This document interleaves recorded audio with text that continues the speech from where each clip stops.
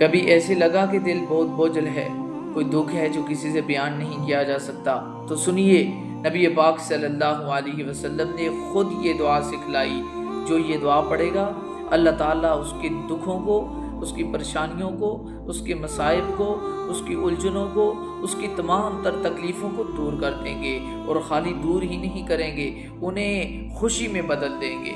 وہ دعا کیا ہے، اس کے الفاظ کیا ہیں؟ آپ نے فرمایا کہ بندہ اللہ تعالیٰ سے کہتا ہے اللہم انی عبدکا، اے اللہ تعالیٰ میں تیرا بندہ ہوں، وابن عبدکا تیرے بندے کا بیٹا ہوں، وابن امتکا تیری بندی کا بیٹا ہوں،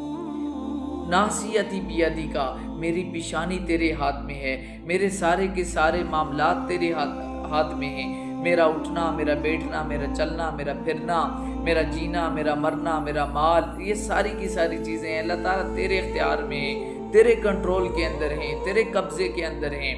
تو جب چاہے لے سکتا ہے۔ ماضٍ فی حکمک، میرے اوپر اللہ تعالیٰ تیرا ہی حکم چلتا ہے، عدل فی قضاؤک، اور میرے بارے میں تیرا فیصلہ انصاف پر مبنی ہے اللہ تعالیٰ۔ اللہم اجعل القرآن ربیع قلبی، اے اللہ تعالیٰ قرآن کو میرے دل کا قرار بنا دے، میرے دل کا نور بنا دے، میرے دل کی روشنی بنا دے،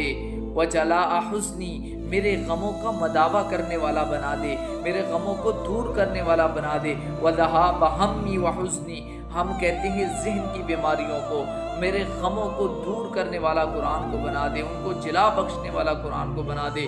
تو جب بندہ اللہ تعالیٰ سے ان الفاظ کے ساتھ دعا کرے گا تو اللہ تعالیٰ اس کے غموں کو دور کر دیں گے، اور خالی دور ہی نہیں کریں گے بلکہ خوشیوں میں بدل دیں گے۔